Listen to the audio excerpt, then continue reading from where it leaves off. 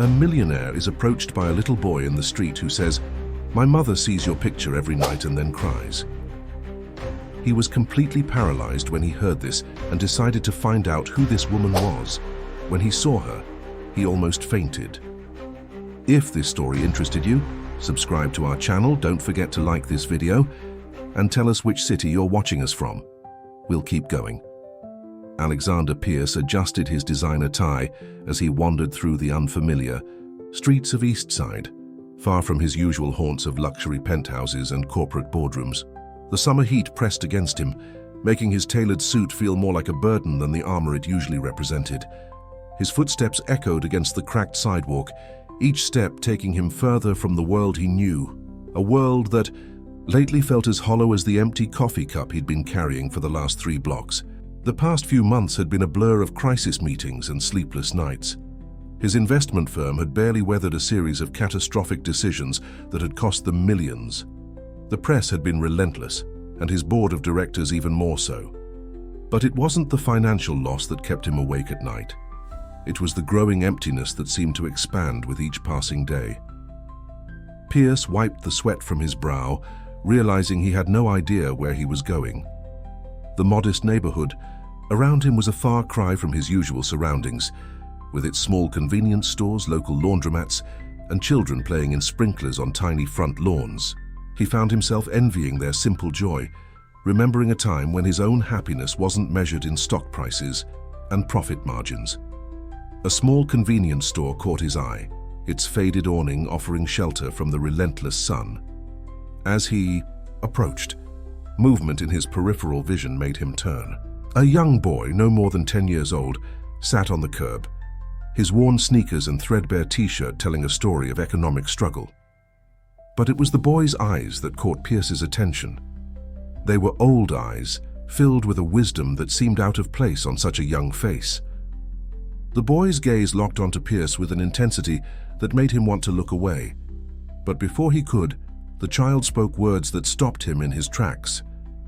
"My mom looks at your picture every night, and then she cries." Pierce felt as if someone had knocked the wind out of him. He stood frozen, his mind racing to make sense of the boy's words. The child's face showed no sign of deception or play, only a serious, almost accusatory expression that demanded attention. "What did you say?" Pierce managed to ask, his voice barely above a whisper. The boy stood up slowly, brushing dust from his pants with careful deliberation. His movements were measured as if he were performing a ritual he had practiced many times. "You heard me," he replied, his young voice carrying a weight that seemed to fill the space between them. "Every night she takes out your picture, stares at it for hours and cries." Pierce's mind raced through possibilities. Who was this boy's mother? How did she have his picture? Why would she cry over it? He had appeared in countless magazines and newspapers over the years, but this felt different, more personal, more painful. The boy turned and walked toward the convenience store, his steps unhurried but purposeful. Pierce found himself following, drawn by an invisible thread of curiosity and something else, something that felt like destiny. Inside the store, the air conditioning offered little relief from the heat that now seemed to come from within Pierce's own chest. He watched as the boy carefully counted out coins from a worn plastic bag, exchanging them for a loaf of bread. The careful way he handled each penny spoke of lessons learned too young about the value of money. "Who is your mother?" Pierce asked, his voice stronger now, but still tentative. "Why does she have my picture?" The boy turned to face him, clutching the bread against his chest like a shield. His eyes searched Pierce's face as if looking for something specific, recognition, perhaps, or remorse. "Her name is Sarah," the boy said finally. "Sarah Matthews. She used to be Sarah Collins before." The name hit Pierce like a physical blow. Sarah Collins. Images flooded his mind. A young woman with auburn hair and a camera-shy smile, summer evenings in Central Park, promises made under starlit skies. But those memories were from another lifetime. Before his rise to wealth and power, before the choices that had shaped his current existence. "And you're?" Pierce couldn't finish the question. "I'm Tommy," the boy replied. "And you're the man who broke my mom's heart." Pierce leaned against a nearby shelf, barely noticing the packages of cookies that shifted under his weight. Sarah Collins. The last time he had seen her was 12 years ago, on what should have been the happiest day of their lives. Instead, it had become a day of chaos, misunderstandings, and ultimately, separation. Tommy watched him process this information, his young face showing a maturity beyond his years. "She never stopped loving you, you know," he said quietly, "even after everything that happened with David." The name David sent another shock through Pierce's system. David Russell had been his best friend, a talented photographer who had captured the early days of his and Sarah's relationship. David, who had been there the day everything fell apart. Tommy's words about David hung in the air of the small convenience store, mixing with the hum of the refrigerators and the distant sound of traffic. Pierce felt his carefully constructed world beginning to crack around the edges. He hadn't allowed himself to think about David Russell in years, had pushed away the guilt and the questions that came with those memories. "What do you know about David?" Pierce asked, his voice barely steady. He watched as Tommy carefully placed his bread in a worn backpack, each movement deliberate and practiced. "Mom keeps his pictures too," Tommy replied, zipping his backpack with care. "She has a whole box of them, pictures he took of you and her, of the three of you together. She said he was the best photographer she ever knew, that he could capture the soul in people's eyes." Pierce remembered that about David, his uncanny ability to find the truth in his subjects, to capture moments that revealed everything. It had been both his gift and, perhaps, his curse. "The last picture," Tommy continued, his voice dropping to almost a whisper, "the one he wanted to show you. Mom says it was the most important one he ever took, but you never saw it." Pierce felt his throat tighten. The last picture. He remembered that day with painful clarity. David calling him repeatedly, insisting they needed to meet, that he had something crucial to show him. But Pierce had been busy, wrapped up in a major business deal that would cement his rise to power. He had brushed David off, told him it could wait. It couldn't wait. "Your mother," Pierce began, then paused to clear his throat. "How is she?" Tommy's expression hardened slightly. "She works 2 jobs now, the flower shop during the day and she cleans offices at night. Sometimes she's so tired she falls asleep in her clothes, but she never complains. She just keeps going." Each word felt like an accusation. Pierce thought of his penthouse apartment, his collection of luxury cars, the millions in his bank accounts. All of it suddenly seemed meaningless. "When she looks at your pictures," Tommy continued, "she talks to them sometimes. She asks why you disappeared, why you never came back after what happened to David. She thinks you didn't care enough to even say goodbye." Pierce wanted to defend himself, to explain that he had tried to find her after David's accident, that he had sent people to look for her. But the words died in his throat. Had he really tried hard enough? Or had he allowed himself to be consumed by his ambition, using the chaos of that time as an excuse to move forward without looking back? "Where do you live?" Pierce asked, the question coming out before he could stop himself. Tommy hesitated, studying Pierce's face. "Why do you want to know?" "Because..." Pierce paused, searching for the right words. "Because maybe it's time. I stopped running from the past." A small smile flickered across Tommy's face. Not the carefree smile of a child, but the knowing expression of someone who had seen too much too young. "Mom would never forgive me if I just told you, but..." He reached into his backpack and pulled out a crumpled piece of paper and a stubby pencil. He wrote something quickly, then held out the paper. "This is where Mom works during the day, the flower shop. If you really want to face the past, that's where you'll find it." Pierce took the paper with trembling fingers. The address was in a modest neighborhood not far from where they stood. He knew the area. He drove past it sometimes on his way to board meetings, barely noticing the small businesses that lined the streets. "Why are you helping me?"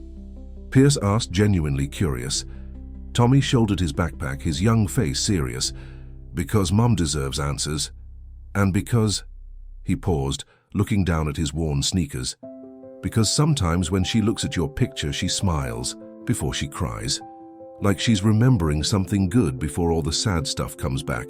The boy turned to leave, then stopped at the door. "Mr. Pierce, that last picture David took, Mum says it changed everything. She says it's the reason she can't hate you, even though sometimes she wants to." With those words, Tommy pushed, opened the door and stepped out into the summer heat, leaving Pierce standing alone in the cool air of the convenience store, holding a piece of paper that felt heavier than any business contract he'd ever signed. Through the store window, he watched Tommy disappear down the street, his small figure growing smaller until he turned a corner and vanished from sight. Pierce looked down at the address in his hand, the messy, childish scrawl pointing him toward a confrontation 12 years in the making. Sarah Collins. The woman he had loved, the woman he had lost, the woman who looked at his picture every night and cried. And somewhere in this story was David's last photograph, an image he had never seen, a truth he had never faced, a message he had been too busy to receive on that fateful day when everything changed.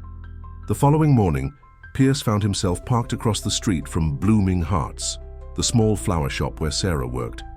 His usual confidence had abandoned him, replaced by a nervous energy he hadn't felt in years. The modest storefront, with its cheerful display of sunflowers and roses, seemed to mock the expensive interior of his Mercedes. He'd spent a sleepless night after his encounter with Tommy, memories flooding back with unexpected clarity.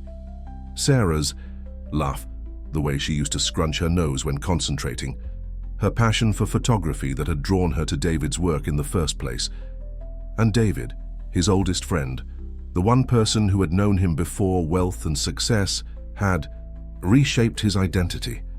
A movement inside the shop caught his attention.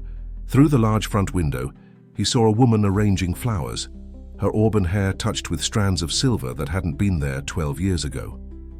Sarah. Even from this distance, he could see that time had been gentle with her, adding character rather than age to her features. Pierce gripped the steering wheel tighter, his knuckles turning white. What right did he have to walk back into her life? Tommy's words echoed in his mind. "She looks at your picture every night and cries." The thought of Sarah holding on to such pain for all these years made his chest ache. Finally, gathering what courage he could find, Pierce stepped out of his car. The morning air was already thick with humidity, and he felt sweat beginning to form under his collar. As he approached the shop, the scent of flowers grew stronger, mixing with memories of other times, other places. The bell above the door chimed as he entered, and Sarah looked up from her work. The bouquet she had been arranging slipped from her hands, scattering roses across the counter. Time seemed to freeze as their eyes met. "Alex?" Her voice was barely a whisper, a mix of disbelief and something else, fear perhaps, or anger carefully contained. "Hello, Sarah." The words felt inadequate, but they were all he could manage. She stared at him for a long moment, her hands gripping the edge of the counter. "Tommy told me he saw you yesterday. I didn't believe him at first. I thought..." She shook her head. "I don't know what I thought." Pierce took a step forward, then stopped as Sarah tensed. "I should have come sooner. I should have..." 12 years, she cut him off, her voice gaining strength. 12 years of silence, Alex. Do you have any idea what that did to me? To us? The plural caught his attention. "Tommy," he said softly. "He's... How old is he?" Sarah's laugh was sharp, bitter. "He's 11. And before you ask, no, he's not yours. He's David's." The revelation hit Pierce like a physical blow. He steadied himself against a display of orchids, careful not to disturb the delicate flowers. "David's, but you and he were never..." "It was after you disappeared," Sarah said, turning away to gather the scattered roses. "After everything fell apart. David was there for me, Alex. He helped me pick up the pieces when you vanished without a trace." Pierce watched her hands move among the flowers, noticed how they trembled slightly despite her controlled voice. "I tried to find you, Sarah. After David's accident, I sent people to look for you, but you'd gone. Your apartment was empty, your phone disconnected." "Because I thought you were gone," the words burst from her with unexpected force. "David told me. That last day he said he had something to show you. A photograph that would change everything. He was so excited, so sure it would make things right. She placed the roses carefully in a vase, each movement precise despite her obvious agitation. But then the accident happened and you disappeared, and I thought you were gone too. What was in the photograph, Sarah? Pierce asked, though part of him feared the answer. She looked at him then, really looked at him, and he saw the weight of years in her eyes. I don't know. David never showed it to me. He said it had to be you who saw it first. And then she stopped, collecting herself. And then everything changed. A customer entered the shop, the cheerful bell creating a jarring contrast to the tension in the air. Sarah straightened, professional mask sliding into place. I have to work, she said quietly. Some of us don't have the luxury of stopping in the middle of the day. Pierce nodded, understanding the dismissal. He pulled a business card from his wallet and placed it on the counter. My personal number is on the back. If you're willing, if you want to talk more. Sarah didn't touch the card, but she didn't brush it away either. Tommy likes to visit the park after school, she said, not looking at him. The one on Maple Street. He sits on the swings and does his homework there. She paused, then added, he has so many questions about his father, about that time, questions I can't answer. Pierce understood what she wasn't saying. Permission to talk to Tommy, to perhaps begin understanding the years he had missed. He turned to leave, then stopped at the door. The photograph, Sarah. Do you still have it? No, she replied, her focus on the customer who was examining a display of lilies. David kept it with him. It was never found after the accident. As Pierce stepped back into the morning heat, his mind was racing. David's last photograph, lost but not forgotten, a message never delivered, a truth never revealed. And now he had a son he had never known about, a boy who carried the legacy of both his father's artistry and his mother's quiet strength. The weight of the past, which had seemed so heavy yesterday, now felt crushing. But as he walked back to his car, Pierce realized something else had changed too. For the first time in years, he felt truly awake, truly present in his own life. The emptiness that had driven him to wander those streets yesterday was still there, but now it had a shape, a reason, a possibility of being filled. That afternoon, Pierce sat in his office, staring unseeing at the Manhattan skyline through his floor-to-ceiling windows. The morning's encounter with Sarah had left him shaken, questioning everything he thought he knew about the past 12 years. David had a son, a bright, perceptive boy who had grown up without his father, carrying only stories and photographs as his inheritance. His assistant's voice crackled through the intercom, announcing his next meeting, but Pierce couldn't focus. Instead, his mind wandered to the last time he had seen David alive. It had been a rushed conversation, David insisting he had something important to show him, something that couldn't wait. But Pierce had been preparing for the biggest deal of his career, too consumed by ambition to spare even an hour for his oldest friend. A knock at his door interrupted his thoughts. Marcus Chen, his head of legal, entered without waiting for a response. Alex, we have a situation, he said, his usually calm demeanor showing signs of stress. Someone's been asking questions about the old Russell portfolio. Pierce's attention snapped back to the present. What kind of questions? About the ownership rights, the transfer of assets after his accident. Marcus placed a folder on Pierce's desk. It seems someone's discovered that David Russell had a safety deposit box we never knew about. The bank's been maintaining it all these years, but now what? Now someone's trying to claim it. They have documentation, proof of relationship. Marcus paused, choosing his next words carefully. It's his son, Alex. David Russell's son is trying to access the box. Pierce leaned back in his chair, the leather creaking softly. Tommy. It had to be Sarah using Tommy's rights as David's heir. But why now? What did she think was in that box? The thing is, Marcus continued, if that box contains what I think, it might... The photographs, Pierce finished, David's last work. Marcus nodded. Including whatever it was he was so desperate to show you that day. Alex, If those photos contain anything about the merger, about how we acquired those properties. That was all legal, Pierce cut in sharply. Every transaction was above board. Legal, yes, but ethical. Marcus raised an eyebrow. You know as well as I do that David had a way of capturing truth in his photographs. If he discovered something during those final days... Pierce stood abruptly, walking to the window. Below, the city sprawled out like a living thing, pulsing with energy and ambition. Somewhere out there, Sarah was working in her flower shop, Tommy was probably at school, and a safety deposit box potentially held secrets he had spent 12 years trying to forget. What do you recommend? He asked, not turning around. We could challenge it, Marcus replied. Tie it up in legal proceedings, the boy's young. We could delay access until he's of age, at least. The suggestion turned Pierce's stomach. More delays, more evasions, more running from the truth. Wasn't that what had brought him to this point? No, he said firmly, turning back to face Marcus. No more delays, let it happen. Alex, be reasonable. Your position, the company's reputation? I said no. Pierce's voice was quiet but final. Whatever's in that box, whatever, David was trying to tell me. It's time I faced it. We'll deal with the consequences, whatever they are. Marcus looked like he wanted to argue further, but something in Pierce's expression stopped him. With a curt nod, he gathered his papers and left the office. Alone again, Pierce pulled out his phone and looked at the number Tommy had given him for the park. His finger hovered over the keypad.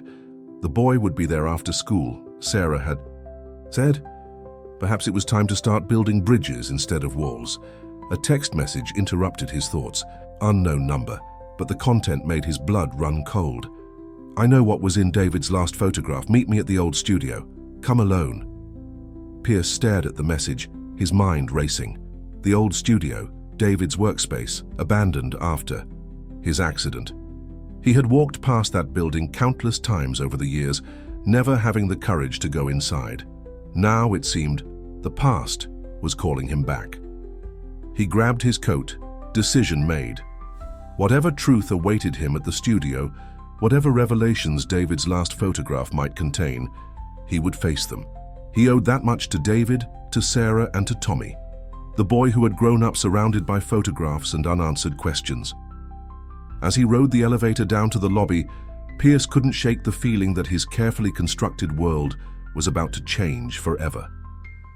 The empire he had built, the power he had accumulated, none of it seemed to matter compared to the weight of truth and redemption that awaited him. The truth about that last day, about David's accident, about the photograph that could change everything. It was all waiting for him. And this time he wouldn't turn away. This time he would face whatever consequences came with finally confronting the past he had tried so hard to escape. The old photography studio stood like a ghost from the past, its brick facade weathered by years of neglect. Pierce parked his car across the street, studying the building where David had spent countless hours perfecting his craft.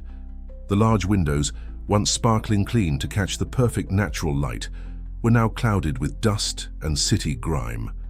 His phone buzzed again. Another message from the unknown number. Second floor. The doors open. Pierce took a deep breath, straightened his tie more out of habit than necessity, and crossed the street. The building's entrance still had David's name on it, though the gold lettering had long since faded. The door creaked, open at his touch, releasing a wave of stale air. The lobby was exactly as he remembered it, though layers of dust covered everything. David's award-winning photographs still lined the walls, faces frozen in time, moments of joy and contemplation, captured through his unique lens. Pierce's footsteps echoed as he made his way to the stairs, each step stirring memories of happier times. On the second floor, warm afternoon light filtered through the dirty windows, creating strange shadows among the abandoned photography equipment. Canvas sheets covered most of the furniture, their ghostly shapes adding to the eerie atmosphere. "Hello?" Pierce called out, his voice sounding unnaturally loud in the empty space. "You came." The voice came from behind him, familiar yet unexpected. Pierce turned to find Eleanor Russell, David's sister, emerging from the shadows. She looked older than he remembered, her once vibrant red hair now streaked with grey, but her eyes still held the same intensity that characterized all the Russells. "Eleanor," Pierce said, surprise evident in his voice, "I didn't know you were back in the city." "I never left," she replied, moving to uncover a dusty desk. "I've been watching, waiting, gathering evidence. Did you really think you could hide the truth forever, Alex?" Pierce felt his guard rising. "What truth, Eleanor? What evidence?" She pulled a large envelope from her bag and placed it on the desk. "David wasn't just a photographer, Alex. He was an observer, a chronicler of truth. In the weeks before his accident, he was working on something big, something that involved you and your company." Pierce approached the desk slowly. "The merger. He was documenting the neighborhood transitions for the Historical Society." Eleanor's laugh was bitter. "Is that what you told yourself, that he was just taking pretty pictures of old buildings?" She opened the envelope and spread several photographs across the desk. "Look closer, Alex. Look at what my brother really says." The photographs showed familiar scenes from 12 years ago, the neighborhoods that had been cleared for Pierce's development project. But these weren't the sanitized images that had appeared in press releases. These showed the human cost of progress, elderly residents being evicted, families standing with their belongings on the street, local business owners closing their shops for the last time. "David was always too trusting," Eleanor continued, her voice tight with emotion. "He believed in you, believed you would do the right thing when he showed you these. He thought you were still the same Alex he'd known all those years, not the corporate shark you'd become." Pierce picked up one of the photographs, studying it closely. He remembered this moment, the day they'd cleared the old Martinez grocery store. He'd told himself it was necessary, that progress required sacrifice, but seeing it through David's lens forced him to confront the reality of what he'd done. "The last photograph," he said quietly. "The one he wanted to show me that day. Do you have it?" Eleanor's expression shifted, a mix of triumph and sadness crossing her face. "No, but I know what it showed. David told me the morning of his accident. He was so excited, thinking it would change everything." She paused, watching Pierce's reaction. "It was proof, Alex. Proof that you knew about the toxic waste under those properties before you sold them to the city for the public housing project." Pierce felt the blood drain from his face. "That's impossible. The environmental surveys were falsified," Eleanor finished. "David found the original reports in one of the abandoned buildings. He photographed everything, the reports, the signatures, the dates, evidence that you knowingly built homes on contaminated land." "I never saw those reports," Pierce protested. But even as he spoke, memories surfaced. Marcus rushing into his office with urgent papers, him waving them away, too focused on closing the deal to read the fine print. "No, you didn't see them," Eleanor agreed, "because you didn't want to see them. Just like you didn't want to see David that day when he tried to show you the truth." Pierce sank into a dusty chair, his mind reeling. The photograph, if David had it with him during the accident. "That's why I contacted you now," Eleanor said, gathering the photographs back into the envelope. "Tommy's claim on David's safety deposit box was approved this morning. Whatever evidence my brother had, whatever truths he documented, they're about to come to light." Pierce looked up at her sharply.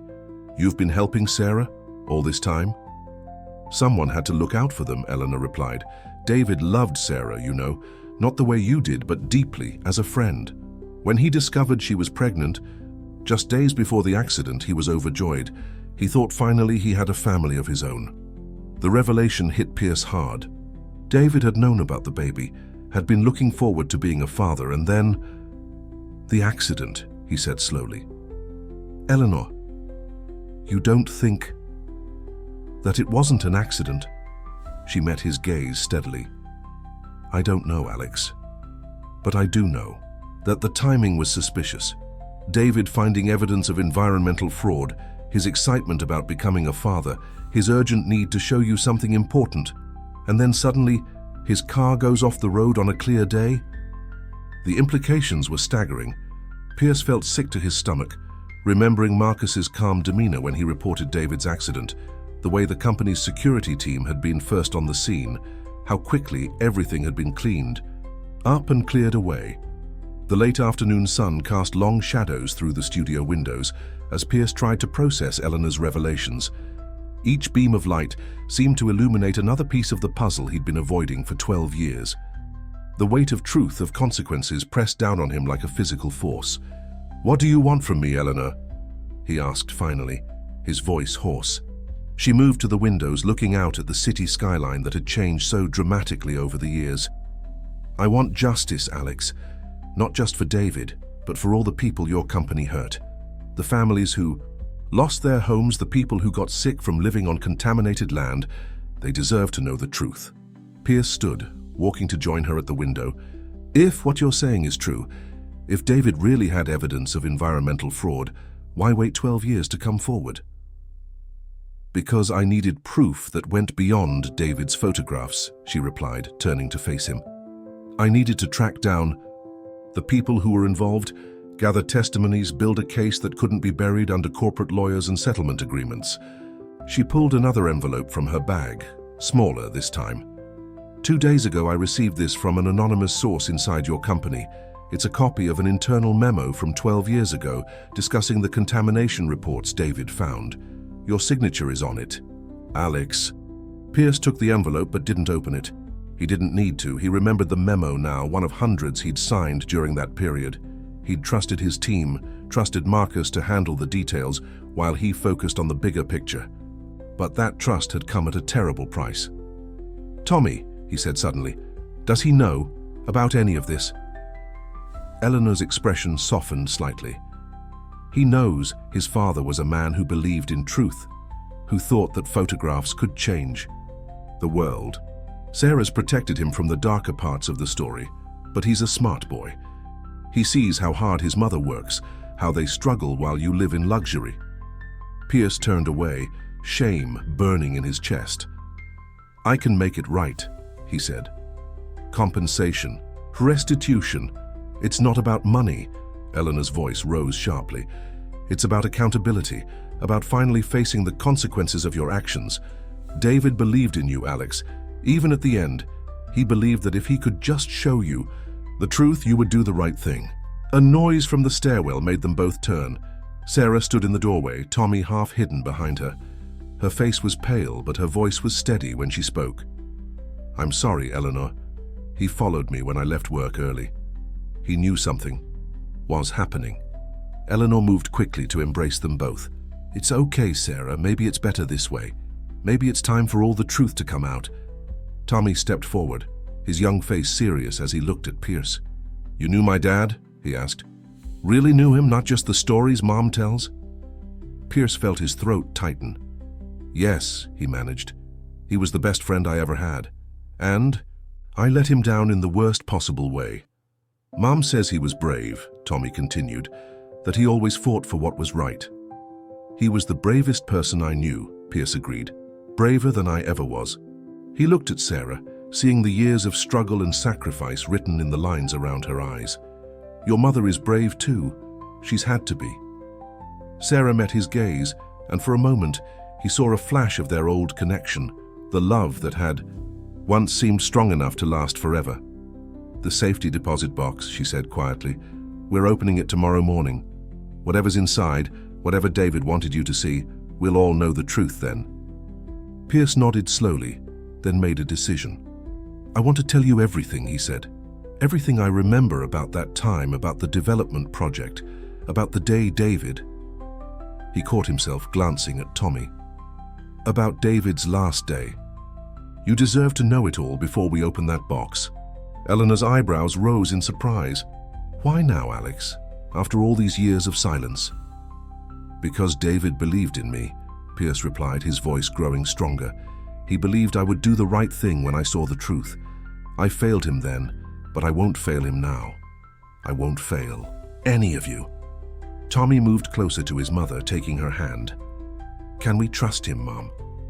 Sarah looked at Pierce for a long moment, studying his face as if searching for traces of the man she had once loved. Finally, she spoke. "Your father always said that everyone deserves a chance to make things right. Even after all these years, even after everything that's happened, I think he would want us to listen." The sun was setting now, casting the studio in shades of gold and shadow. As Pierce began to speak, to unravel the complex web of decisions and consequences that had led them all to this moment, he felt something shift inside him. The emptiness that had haunted him for so long was being filled with something else. Not peace exactly, but perhaps the beginning of redemption. Tomorrow they would open David's safety deposit box and face whatever truths it contained. But tonight, in this space filled with memories and unspoken words, Pierce would finally tell his story. He owed them that much and more. Much more. The bank's fluorescent lights cast a harsh glow over the small group gathered in the safety deposit viewing room. Pierce watched as the bank manager inserted his key, while Sarah held the client key that had been in David's personal effects. Tommy sat between them, his usual energy subdued by the gravity of the moment. Eleanor stood by the door, her camera bag clutched tightly, a habit she'd inherited from her brother. "Are you ready?" Sarah asked, her voice barely above a whisper. The question seemed directed at everyone, and no one in particular. Pierce nodded, unable to find his voice. After last night's revelations in the studio, after hours of explaining his role in the development project and his suspicions about what had really happened, this moment felt both inevitable and terrifying. The lock clicked and the manager pulled out the steel box, placing it on the private viewing table before discreetly stepping out of the room. For a moment, no one moved to open it. "I should do it," Tommy said suddenly, his young voice steady. "Dad would want that." Sarah squeezed his shoulder, then nodded. "Go ahead, sweetheart." Tommy's hands trembled slightly as he lifted the lid. Inside, they found several envelopes, each carefully labeled in David's precise handwriting. The largest one was marked simply, "For Alex, the truth." Pierce reached for it, then hesitated, looking at Sarah. She gave a small nod, and he picked up the envelope. It was heavier than he expected, filled with what felt like photographs and documents. "There's one for me too," Tommy said, pulling out an envelope with "For my child" written on it. Sarah's eyes filled with tears as she watched her son hold his father's last message to him. Eleanor moved closer, her professional mask slipping as she spotted an envelope with her name. "He thought of everything," she said softly. "He always did." Pierce opened his envelope carefully, aware that every eye in the room was on him. Inside, he found a letter and several photographs. His hands shook as he unfolded the letter, David's familiar handwriting bringing a rush of memories. "Dear Alex, if you're reading this, something has happened to me. I've arranged for this box to remain sealed until Tommy is old enough to understand. The truth, yes, I know about the baby. Sarah told me just last week and it's changed everything. I'm going to be a father, Alex, and that's made me realize I can't keep quiet about what I've discovered. The photographs enclosed show more than just environmental reports. They show a pattern of corruption that goes deeper than you know. Marcus Chen isn't just your head of legal. He's been working with developers to identify vulnerable properties, manipulating environmental data to drive down prices, then reselling, at massive profits once the land is cleared. But here's what you don't know, what I was trying to tell you that day. Marcus has been using your signature, your authority, to approve these deals without your knowledge. I have proof, documentation showing he's been forging your signature on key documents while keeping you distracted with other projects. The last photograph in this envelope is the most important. It shows Marcus meeting with James Conway from the Environmental Protection Agency, exchanging what appears to be payment for falsified reports. The timestamp shows this meeting happened the day before my accident. I know you, Alex. Despite everything, despite how far you've come from the idealistic young man I once knew, I believe you wouldn't knowingly endanger people's lives for profit. That's why I tried so desperately to show you these photographs. I still believe, that you would do the right thing once you knew the truth. If something has happened to me, investigate. Ask questions. The truth may cost you your empire, but it will save your soul. Sarah is carrying my child, a child who will never know their father. I need to know that this child will grow up in a world where truth matters more than profit, where justice can still prevail over power. Do what's right, Alex, not for me, Not even for Sarah and the baby, but for the person you used to be. The person I still believe you can be again. Your friend, always. David. Pierce looked up from the letter to find everyone watching him intently. His hands were shaking as he reached for the photographs, spreading them across the table. There it was, the evidence David had died trying to show him. Marcus Chen, his trusted advisor, his right-hand man, carefully orchestrating a web of corruption that had cost lives, destroyed communities, and ultimately led to David's accident. Oh my God, Eleanor breathed, looking at the photographs. David was right about everything. Sarah had moved to hold Tommy, who was reading his own letter from his father, tears streaming down his face. The boy looked up at Pierce, his eyes filled with a mixture of pain and understanding that seemed far beyond his years. "What are you going to do?" Tommy asked, echoing his father's final question to Pierce. Pierce looked at the photograph of Marcus and Conway, at the evidence of betrayal and corruption that had cost him his best friend, his love, and 12 years of his life. In that moment, he knew exactly what he had to do. The afternoon sun filled Pierce's office as he sat behind his desk, David's photographs spread before him. He'd asked Sarah, Tommy, and Eleanor to meet him there, wanting them to witness what would happen next. They sat in the plush visitor chairs, looking somewhat out of place in the sleek corporate environment. "Mr. Chen is here," his assistant's voice announced through the intercom. "Send him in," Pierce replied, his voice steady despite the turmoil. In his chest. Marcus Chen entered with his usual confident stride, but he faltered slightly upon seeing the unexpected guests. His eyes flickered to the photographs on the desk, and Pierce saw the moment recognition hit him, saw the flash of fear, quickly masked by professional composure. "Alex, I wasn't aware you had a meeting scheduled," Marcus said smoothly. "I can come back later." "No," Pierce said firmly. "You need to be here for this." He picked up the photograph of Marcus with James Conway. "Would you like to explain this?" Marcus barely glanced at the image. "I'm not sure what you're implying." "I'm not implying anything," Pierce replied. "I'm asking you directly about your meeting with Conway, the day before David Russell's accident. I'm asking about the falsified environmental reports, the forged signatures, the systematic corruption you've been orchestrating for years." A tense silence filled the room. Tommy reached for his mother's hand, while Eleanor quietly pulled out her phone, pressing record. "Alex," Marcus said, his voice low and warning, "think carefully about what you're doing. The implications for the company." "The company?" Pierce stood, his voice rising. "David is gone because he discovered what you were doing. Communities have been poisoned because you falsified environmental reports, and you want to talk about implications for the company." Marcus's facade cracked slightly.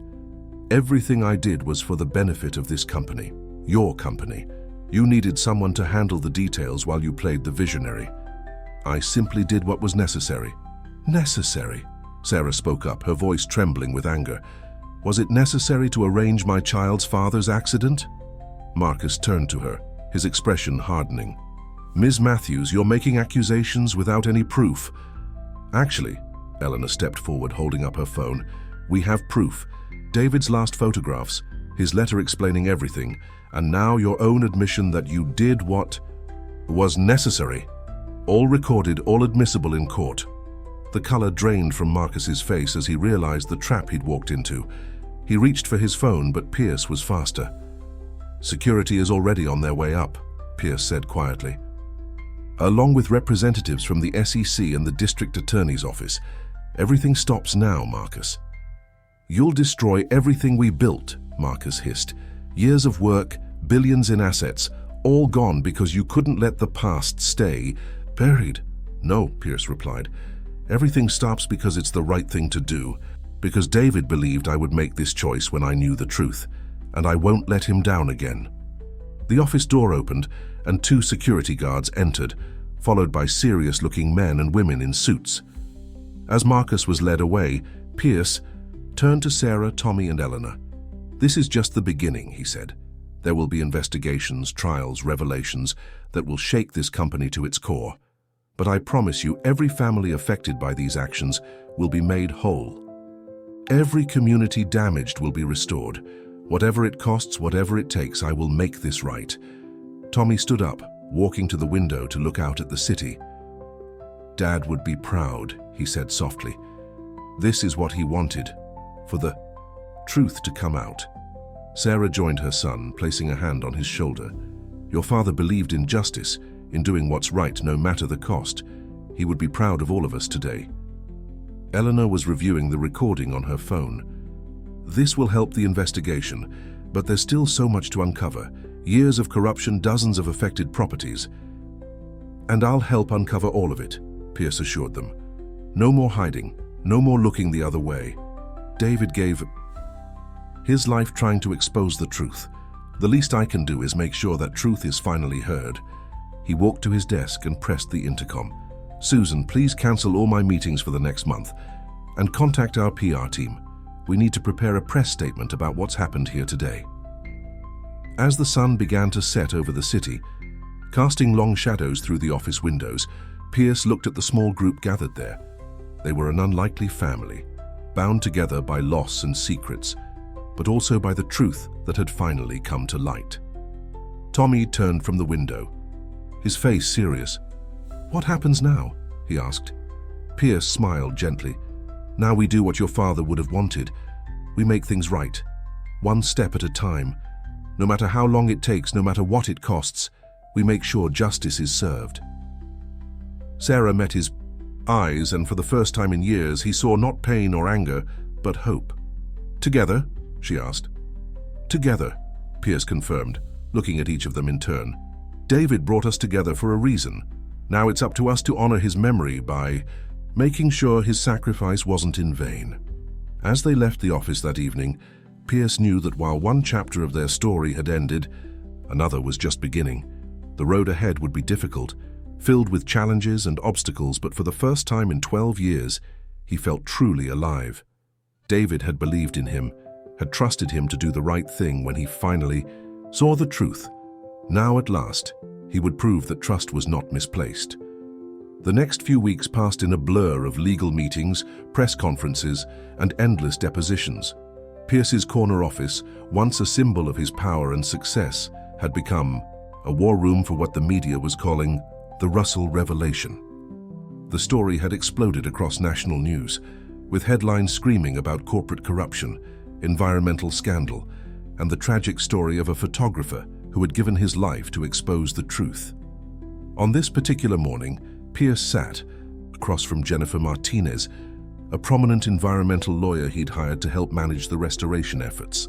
The morning sun streamed through the windows, highlighting the scattered papers and coffee cups that covered his once immaculate desk. "The preliminary reports from the affected sites are worse than we thought," Jennifer said, sliding a thick folder across the desk. "The contamination levels in some areas are off the charts. We're looking at a cleanup effort that could take years." Pierce nodded, rubbing his tired eyes. "Whatever it takes. These communities have suffered enough because of our company's actions. How many families have been affected?" "We've identified over 300 households in the direct impact zones," Jennifer replied. "But the secondary effects, groundwater contamination, air quality issues, could affect thousands more." A knock at the door interrupted them.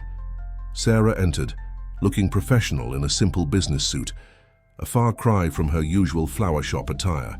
Since the revelation, she'd agreed to help coordinate with the affected families, using her personal experience to bridge the gap between the corporate world and the communities that had been harmed. "The first group of families is ready to meet," she said, her voice calm but carrying an undertone of tension. "They're gathering in the conference room."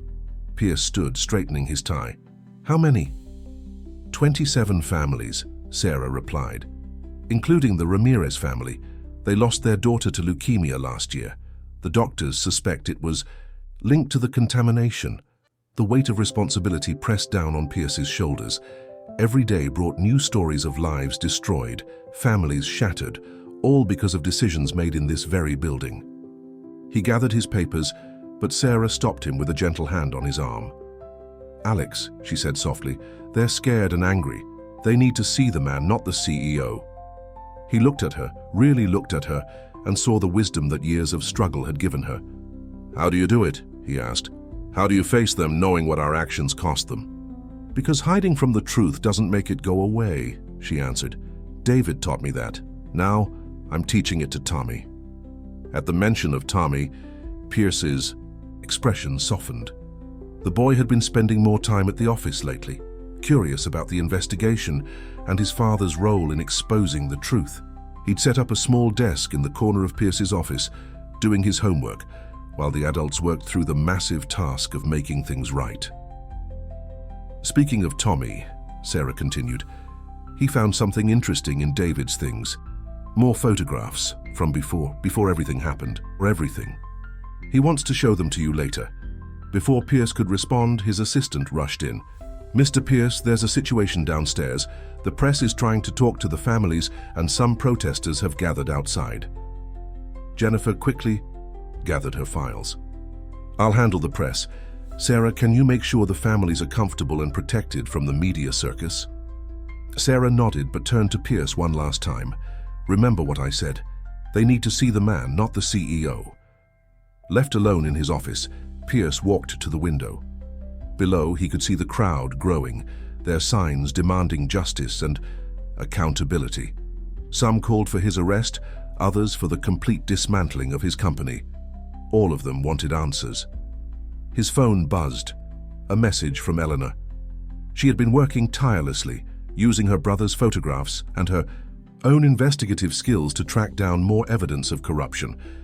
Her text was brief but important. "Found Conway, he's ready to talk." James Conway, the EPA official who had helped Marcus Chen cover up the environmental reports. His testimony could blow the case wide open, implicate other corporations, other officials.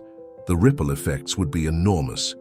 Pierce's computer chimed with an incoming email.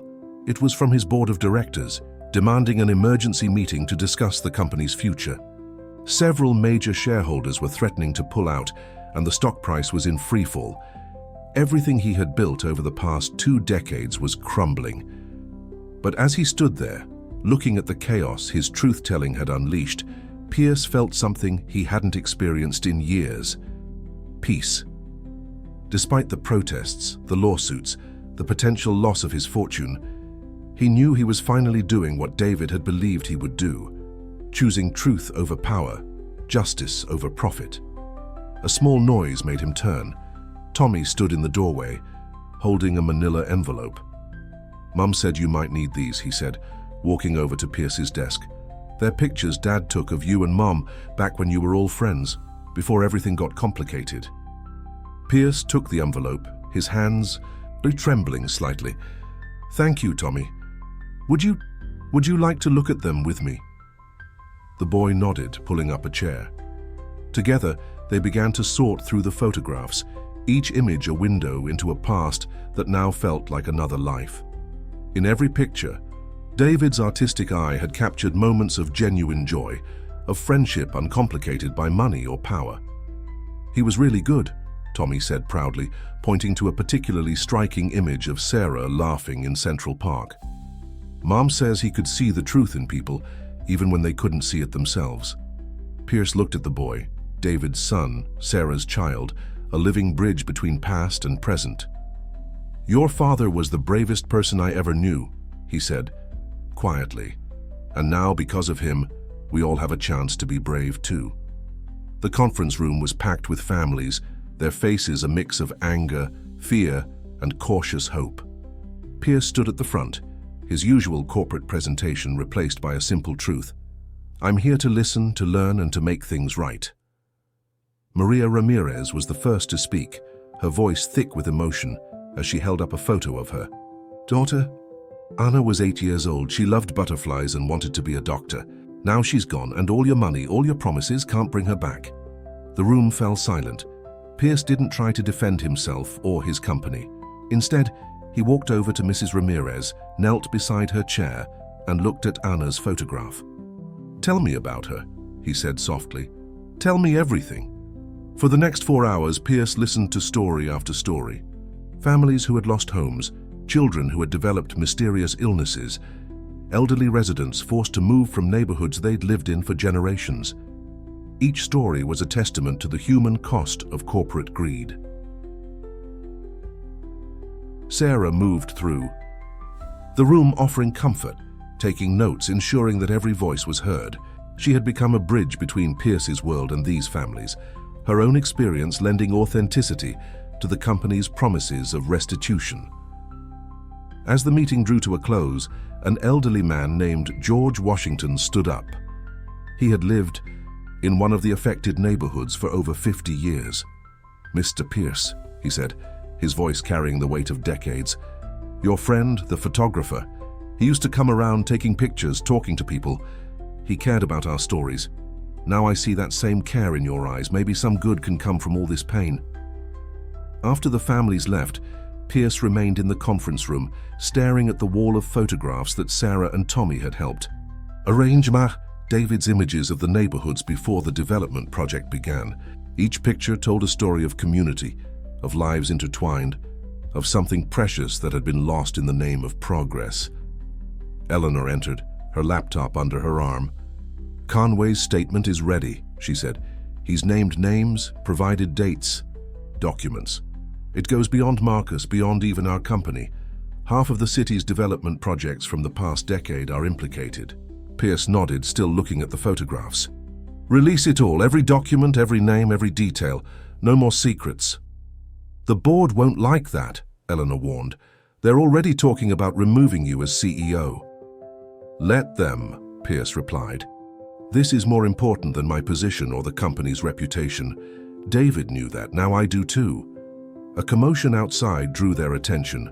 Through the glass walls, they could see Tommy running down the hallway, waving a piece of paper. He burst into the conference room, out of breath but excited. "Mom, Uncle Alex, look what I found in Dad's old camera bag." He thrust the paper forward.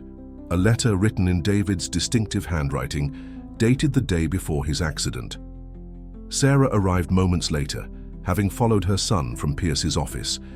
They gathered around as Tommy read the letter, aloud. "To whoever finds this, something big is about to happen. I've discovered things that will change everything. If you're reading this, and I'm not there to explain, look in the old Nikon camera in my studio, the one with the broken lens. The truth is there, waiting to be seen. But remember this, truth without compassion is just another form of violence. Whatever you find, use it to heal, not to destroy. Love always, David." Eleanor was already on her phone, calling the studio's current owner. Sarah sat down heavily, her hand finding Pierce's arm for support. Tommy looked between the adults, understanding that his father had left them one final mystery to solve. "The camera," Pierce said slowly. "It wasn't in the safety deposit box. It wasn't in the studio when we were there. Where could it be?"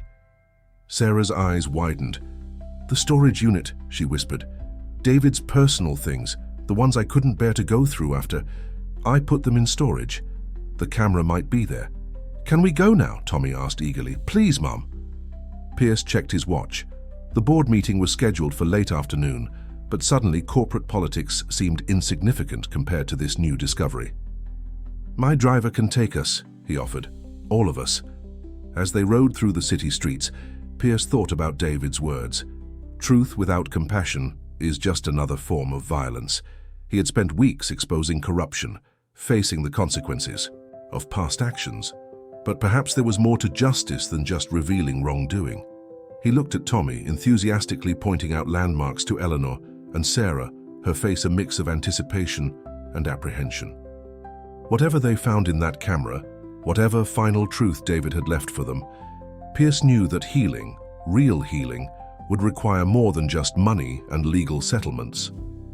The storage facility loomed ahead, a concrete monument to things left behind, memories stored away, truths waiting to be discovered. As they pulled into the parking lot, Pierce felt a familiar flutter of anticipation in his chest. It was the same feeling he'd had as a young man watching David prepare to take a photograph, knowing that something extraordinary was about to be revealed through his lens. "Ready?" Sarah asked, holding up the storage unit key. Pierce looked at their small group, this unlikely family brought together by loss, truth, and the possibility of redemption. "Ready," he replied. "Whatever we find in there, we face it together." The tower. Storage unit door groaned open, revealing stacks of boxes and photography equipment covered in years of dust. The afternoon light filtered through a small window, creating an almost ethereal atmosphere among David's preserved belongings. Sarah stood frozen in the doorway, overwhelmed by the sight of her past laid out before her. Tommy squeezed past her, his young eyes scanning the room with eager curiosity. Eleanor immediately began documenting everything with her phone's camera, while Pierce remained respectfully behind Sarah, offering silent support. His cameras would be in the back, Sarah said finally, her voice barely above a whisper. He always kept his most precious equipment in special cases. They moved through the unit carefully, each step stirring memories along with dust. Tommy discovered a box of old photographs, while Eleanor found folders of negatives carefully labeled with dates and locations. "Here," Pierce called out suddenly, pointing to a black case partially hidden behind a tripod stand. "Could this be it?" Sarah knelt beside him, her hands trembling as she reached for the case. "This is the one. He always carried this Nikon, said it was his lucky camera." The case was locked, but Sarah remembered where David kept the key on a chain around his neck. She reached into her purse and pulled out a small velvet bag. I couldn't let them bury him with it," she explained, her voice catching. It felt wrong somehow. The key turned smoothly in the lock and the case opened with a soft click. Inside, nestled in worn velvet, lay David's favorite camera, its broken lens still attached. Tommy moved closer, his eyes wide with wonder. "That was Dad's camera?" "More than just a camera," Eleanor explained, kneeling beside her nephew. "This was his favorite tool, the one he used for his most important work." Pierce watched as Sarah carefully lifted the camera from its case. "The letter said to look inside it," he reminded them gently. Whatever final truth David wanted to share, it must be hidden within the camera itself.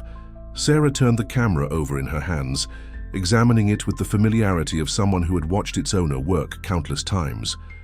"The film compartment," she said suddenly. "David used to hide spare memory cards there, behind the film plate." With practiced movements, she opened the compartment. A small metallic object fell into her palm, a memory card, sealed in a protective case with a note attached. "The truth sees everything." Eleanor quickly pulled out her laptop, hands shaking slightly as she inserted the memory card. They gathered around the screen, holding their breath as the files loaded. What appeared made them all gasp. The first image showed Marcus Chen in David's studio, but it wasn't just a simple portrait. In the background, clearly visible on David's computer screen, was an email chain revealing the full scope of the environmental cover-up. David had managed to photograph Marcus during what the man thought was a routine portrait session, capturing evidence of his corruption without his knowledge. But it was the second set of images that truly shocked them. They showed Pierce himself in his office 12 years ago, signing documents. The angles of the shots taken through the office window from the building across the street showed both the papers and Pierce's face clearly. "I remember that day," Pierce said, his voice hollow.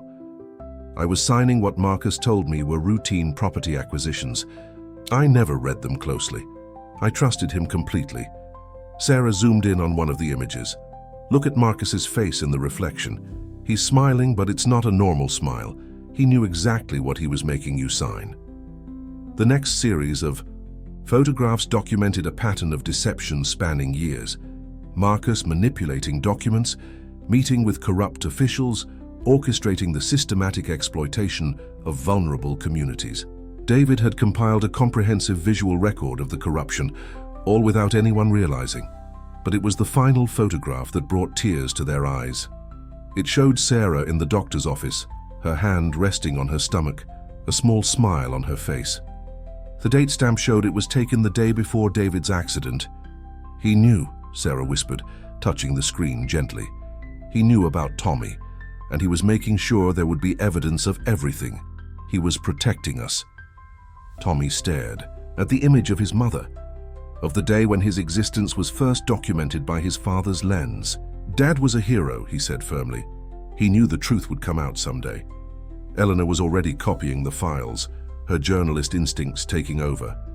This isn't just evidence against Marcus. This is the whole story, documented from beginning to end. David created a visual timeline of the corruption, proving that Pierce was being manipulated, while showing exactly how Marcus orchestrated everything.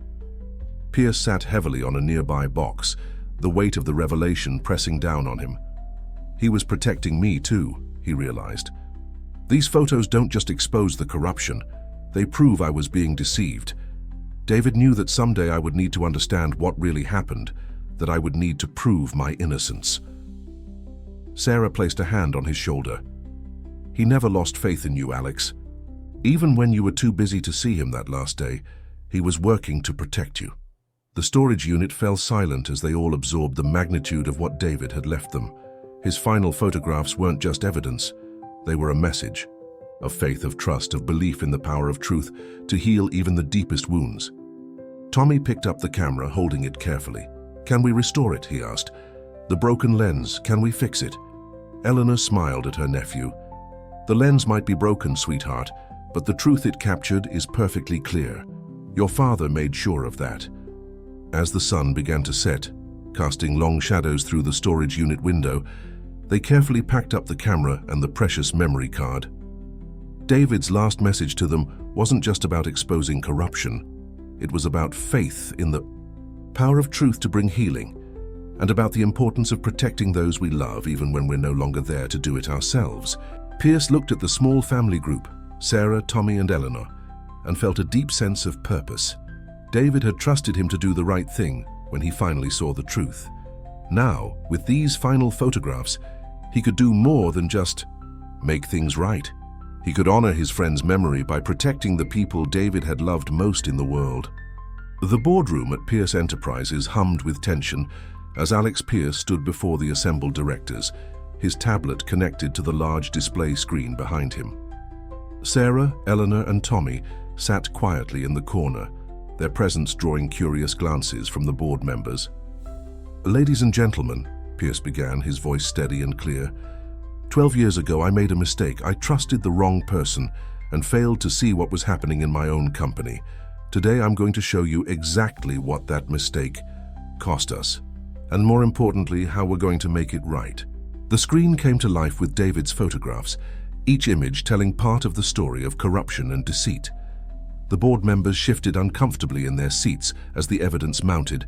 Marcus Chen's manipulation, the falsified documents, the systematic exploitation of vulnerable communities. "As you can see," Pierce continued, "while I was focused on expansion and profit, Marcus Chen was orchestrating an elaborate scheme of environmental fraud and document forgery. But here's what you need to understand. This evidence doesn't just expose corruption. It provides us with a roadmap for redemption." He clicked to the next slide, showing his comprehensive plan for community restoration and corporate reform. "We're not just going to pay settlements and issue apologies. We're going to rebuild these communities, clean up the contamination, and establish a foundation dedicated to environmental justice and corporate accountability." One of the older board members, Jenkins, leaned forward. "The costs would be astronomical. The shareholders deserve to know they're investing in a company that values truth and justice over profit," Pierce interrupted. "David Russell gave his life to expose this truth. We owe it to him, to these communities, and to ourselves to do what's right." Sarah stood up then, walking to stand beside Pierce. "If I may," she said, her quiet voice commanding attention, "I'd like to show you something else." She gestured to Tommy, who brought forward a large portfolio. "These are photographs my late husband took of the communities before the development project began," she explained, spreading the images across the conference table. "Real people, real lives, real communities that were destroyed. But look at this." She laid out a second set of photographs, recent images of the same locations, showing the effects of contamination and neglect. "This is our legacy unless we choose to change it." The boardroom was silent as the directors examined the photographs. Eleanor added her own documentation, interviews with affected families, medical reports, environmental studies that confirmed the extent of the damage. Finally, Harrison, the head of the board, spoke up. "What exactly are you proposing, Alex?" Pierce touched his tablet, bringing up a new presentation. "A complete corporate restructuring. We create a new division focused entirely on environmental restoration and community development.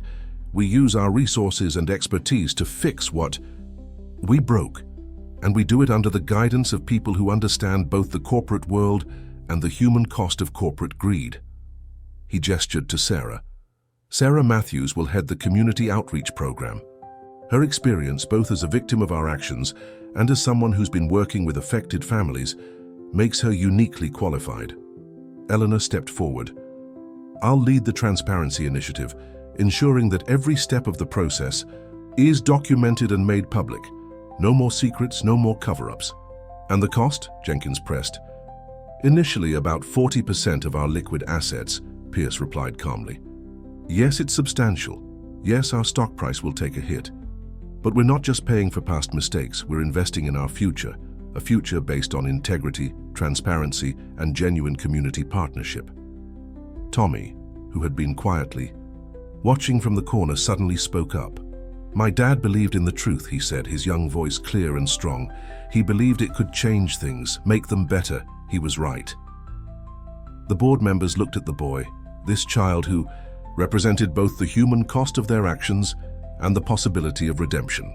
Something shifted in the room, a collective understanding that this was about more than money and shareholders. Harrison stood slowly. "I move that we accept Mr. Pierce's proposal in full. All in favor?" Hands raised around the table, some quickly, others with more hesitation, but in the end the vote was unanimous. As the board members filed out, Pierce felt a weight lift from his shoulders. He turned to find Tommy examining David's camera, which they had brought from the storage unit. "What are you thinking?" he asked the boy. Tommy looked up, his expression serious. "Dad's camera showed the truth about the past. Maybe now it can show the truth about the future too, how we're fixing things, making them better." Sarah smiled, wrapping an arm around her son. "That's a wonderful idea. Your father would love that." Eleanor was already making notes on her laptop.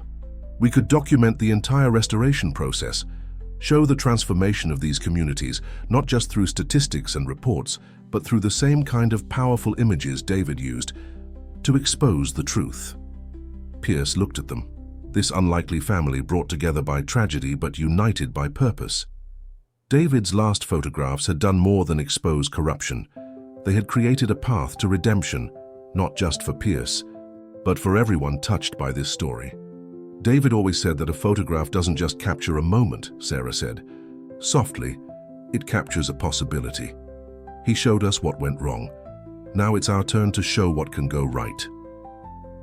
As the afternoon sun streamed through the boardroom windows, they began planning their next steps. The road ahead would be challenging, but they faced it together, guided by the truth David had preserved through his broken lens, a truth that had finally set them all free. The first community meeting at the newly established Russell Foundation took place in what used to be an abandoned warehouse. Now, transformed with warm lighting, comfortable seating, and walls adorned with David's photographs, the space served as a symbol of the changes to come. Sarah stood at the podium, her natural warmth putting the gathered residents at ease. "We're not here to make empty promises," she began, her voice carrying to every corner of the room. "We're here to work with you, to listen to your needs, and to rebuild together." The crowd, a mix of families from affected neighborhoods, environmental activists, and local officials, listened intently as she outlined the Foundation's initial projects. Behind her, a slideshow displayed before and after images of similar restoration efforts, giving hope to what seemed possible. Tommy, sitting in the front row with Eleanor, couldn't help but feel proud of his mother. She had transformed from the quiet flower shop owner into a confident leader, channeling her years of personal struggle into meaningful action. He was filming everything with a small digital camera, a gift from Pierce, who understood the boy's desire to continue his father's legacy of documenting truth. Pierce sat quietly at the back of the room, wanting the focus to remain on the communities rather than himself. He watched as Sarah introduced the various team leaders, environmental experts, healthcare professionals, community organizers, each one chosen for their expertise and commitment to genuine change. The Russell Foundation isn't just about fixing past mistakes, Sarah continued, her voice growing stronger. It's about creating a new model for corporate responsibility and community partnership. Every decision, every project will be guided by a community board, ensuring that your voices are heard and your needs are met. A woman in the audience stood up, Maria Ramirez, who had lost her daughter to contamination-related illness. "How can we trust that this isn't just another corporate scheme?" she asked, her voice carrying years of pain and skepticism. Sarah didn't hesitate. "Because we've lived it too," she replied softly. "My late husband gave his life exposing the truth about what happened here. My son grows up without his father because he believed in doing what's right. We're not just corporate representatives. We're part of this community." Eleanor stepped forward then, her journalist's instincts recognizing the moment's importance. "We've established an independent oversight committee," she explained. "Every document, every decision, every dollar spent will be publicly accessible. No more secrets, no more hidden agendas." As the meeting continued, Pierce observed the subtle changes in the room. Initial skepticism gave way to cautious hope as residents began sharing their stories, their needs, their dreams for their communities. Each person who spoke added another layer to the Foundation's mission.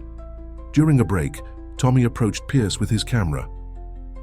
"I've been thinking," he said, with the serious expression he often wore when considering important matters. "Dad used his camera to show what was wrong. Maybe I can use mine to show what's becoming right." Pierce smiled, remembering similar conversations with David years ago. "That's a wonderful idea. What would you want to photograph first?" "The people," Tommy replied without hesitation. "Not just the problems or the changes, but the people themselves. Dad always said a good photograph shows the truth in someone's eyes."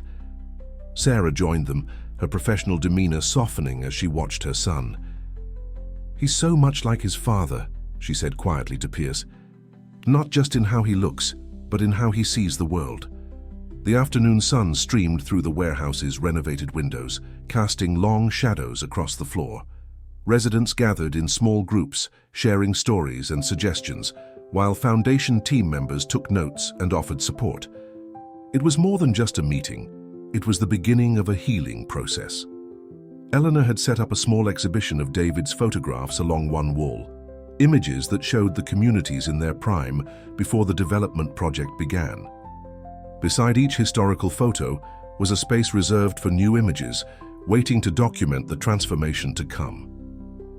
"We need to remember where we started," she explained to a group of curious residents. "Both the good and the bad. It's all part of our story." As the meeting drew to a close, Sarah called everyone's attention once more. "This is just the beginning," she said, her voice full of quiet determination. "The road ahead won't be easy, and there will be challenges we haven't anticipated. But we're in this together, and together, we'll rebuild not just our neighborhoods, but our trust in what's possible." Pierce watched as people lingered afterward, forming connections, sharing contact information, beginning to believe that real change might finally be possible. He noticed Tommy moving through the crowd with his camera, capturing moments of hope and possibility, just as David once had. A small hand tugged at his sleeve. It was Ana Ramirez's younger sister, Sophia. "Mr. Pierce," she said shyly, "my mama says you're trying to fix things. Is it true?" Pierce knelt down to her level, remembering what Sarah had said about being human first, CEO second. "Yes, Sophia. We're all trying to fix things together. Would you like to help?" The girl nodded, solemnly. "Anna always wanted to help people. Maybe I can help for her." In that moment, looking into the child's hopeful eyes, Pierce understood something David had known all along, that true redemption comes not from grand gestures or corporate initiatives, but from simple human connections, from choosing to see and acknowledge the truth in each person's story. Sarah's flower shop had become an unexpected hub for the foundation's community outreach efforts. The familiar scent of flowers mixed with the buzz of activity as volunteers coordinated projects, and residents dropped by with questions or concerns. She had hired additional help to manage the shop, allowing her to split her time between her original business and her new role at the foundation. On this particular morning, she was arranging a display of sunflowers when Tommy burst through the door, excitement evident on his face. "Mom, they're starting the cleanup at Henderson Park today. Can I go watch? I want to document everything." Sarah smiled at her son's enthusiasm. Over the past few weeks, he had thrown himself into photography with the same passion his father once had. "Of course, but remember what we talked about, safety first. Some of those areas are still contaminated." I know, Tommy replied, already checking his camera equipment. "Eleanor's coming too. She says it's important to document every step of the process." Pierce entered the shop then, looking more relaxed than Sarah had seen him in years. He had simplified his life dramatically, moving out of his penthouse into a modest apartment closer to the communities they were helping. The designer suits had been replaced by more casual attire, though he still carried himself with the same quiet confidence. "Ready for the big day?" he asked Tommy, who nodded enthusiastically. "I've got all my equipment ready, just like Dad used to carry." Tommy patted his camera bag proudly. The bell above the door chimed again as Eleanor arrived, accompanied by Jennifer Martinez, the environmental lawyer who had become an integral part of their team. "The first cleanup crew is arriving," Jennifer reported. "We've got news crews coming too. This is going to be a big story." Sarah gathered her things, preparing to close the shop for the morning. As she moved around the counter, she noticed Pierce studying one of the photographs Tommy had taken recently. A simple image of two children playing in the spray of a fire hydrant, their faces full of pure joy, despite the abandoned buildings in the background. "He has David's eye," Pierce said softly, "the ability to find hope in unexpected places." Sarah nodded, remembering countless conversations with David about the power of photography to reveal truth and inspire change. "He's healing too," she replied. "We all are." They made their way to Henderson Park, once a vibrant community gathering, space that had fallen into disrepair after the contamination was discovered. The cleanup crews were already at work, their yellow protective suits bright against the morning sky. Community volunteers had set up a refreshment station, and several families had gathered to witness the beginning of their neighborhood's restoration. Tommy moved through the scene with his camera, capturing not just the physical work being done, but the emotions on people's faces: hope, determination, cautious optimism. Eleanor followed, recording interviews with residents and workers, building a comprehensive record of the day. Pierce found himself standing with Maria Ramirez again, watching the activity. "My Anna used to love this park," Maria said quietly. She would have been happy to see it coming back to life. "We're going to create a memorial garden," Pierce told her, "a place where children can learn about environmental stewardship and community activism. If you're willing, we'd like to name it after Anna." Maria's eyes filled with tears, but she nodded. She would have liked that. She always said every flower had a story to tell. Sarah overheard their conversation and was struck by how much Pierce had changed. The corporate executive who once signed documents without reading them had become someone who understood the power of personal connections and meaningful gestures.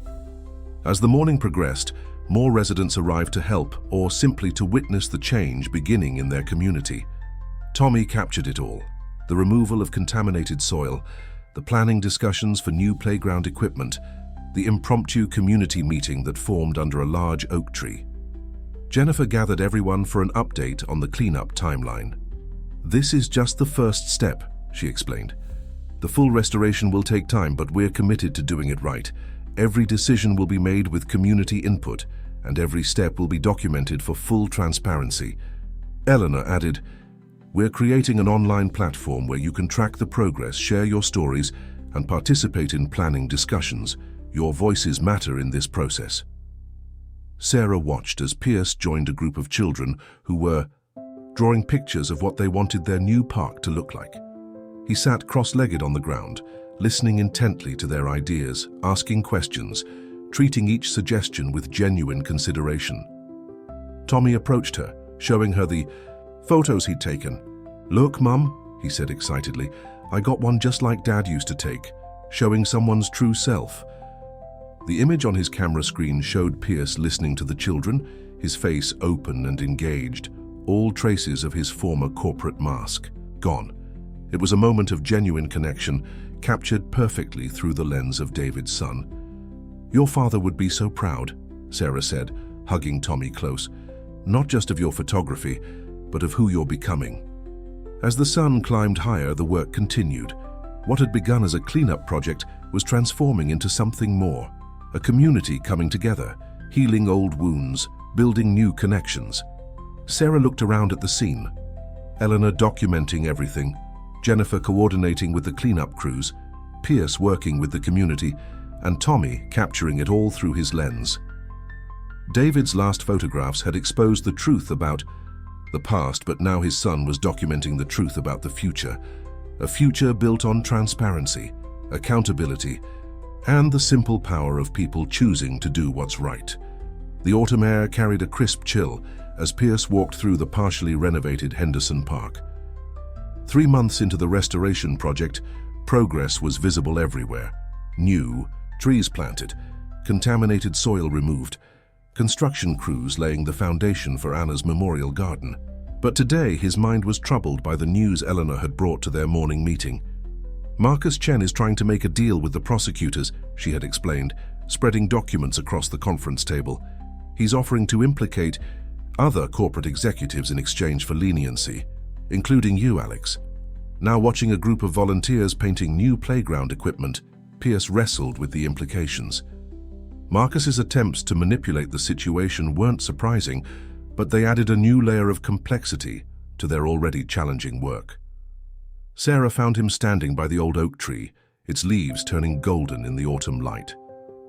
"Eleanor told me about Marcus," she said softly. "How are you holding up?" "I keep thinking about what David would do," Pierce replied, his eyes on the bustling activity around them. He always knew how to find the truth in complicated situations. "Dad believed in doing what's right even when it's hard," Tommy's voice came from behind them. He had approached quietly, camera in hand as usual. Over the past months, his photography had evolved, capturing not just the physical transformation of the communities, but the emotional journey of everyone involved. Sarah watched her son adjust his camera settings with practiced ease. "He's right," she said to Pierce. "David never took the easy path when the right path was clear." Their conversation was interrupted by Jennifer Martinez's arrival. "We've got another situation," she announced, tablet in hand. The cleanup at the Wilson Street site revealed more extensive contamination than we initially thought. The cost for proper remediation will be significantly higher than budgeted. Pierce ran a hand through his hair, a gesture that had become familiar during challenging moments. "How much higher?" "Nearly double. And that's just for Wilson Street. If we find similar issues at other sites, we'll find a way," Pierce said firmly. "We promised these communities we would do this right, no matter the cost." Tommy had been quietly taking pictures during their discussion. "Look at this," he said suddenly, showing them his camera's display. The image showed a young girl playing with a pinwheel near the construction site, her reflection captured in a puddle that mirrored the half-built playground behind her. The contrast between the old and new, the hope and challenge was striking. "That's Rachel Thompson's daughter," Sarah noted. "They lived closest to the contaminated area. Rachel's been one of our strongest community advocates, even while dealing with her daughter's health issues." Pierce studied the photograph thoughtfully. "Maybe that's what we need to remember, why we're doing this. It's not about budgets or legal challenges. It's about people, about giving them back what was taken." Eleanor joined them, laptop under her arm. "Speaking of giving back, the first families are ready to move back into their renovated homes on Cedar Avenue. The environmental tests all came back clean, and the structural improvements are complete." This was the news they needed, a reminder that their efforts were bearing fruit. The Cedar Avenue project had been their pilot program, a model for how they plan to restore other affected areas. "Have you seen the community garden they've started?" Tommy asked excitedly. "Mrs. Ramirez is teaching the kids about growing vegetables. She says Anna would have loved it." Sarah smiled at her son's enthusiasm. "Maybe we should document the first families moving back in, show people that real progress is happening despite the challenges." "Already planned," Eleanor confirmed. "We're doing a small ceremony tomorrow, low-key, focused on the families rather than the foundation. Tommy, would you like to be our official photographer?" The boy's face lit up. "Really? You mean it?"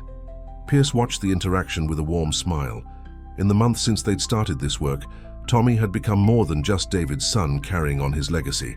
He'd developed his own unique voice as a photographer, combining his father's eye for truth with a child's ability to find joy in unexpected places. "Just remember what we talked about," Sarah reminded her son. "Sometimes the most important moments are the quiet ones." As if to illustrate her point, Tommy raised his camera and captured Pierce's contemplative expression as he looked out over the park. The setting sun caught the silver in his hair, and something in his face spoke of both weariness and determination. "You know," Tommy said, reviewing the image, "Dad used to say that every person has two stories, the one they show the world and the one they carry inside. The trick is catching the moment when both stories show up in their eyes." The wisdom in the boy's words struck them all silent for a moment. Then Sarah laughed softly. "When did you get so philosophical?" "I found Dad's old journals in the storage unit," Tommy admitted. "He wrote about his thoughts on photography, on truth, on life. Reading them helps me understand him better."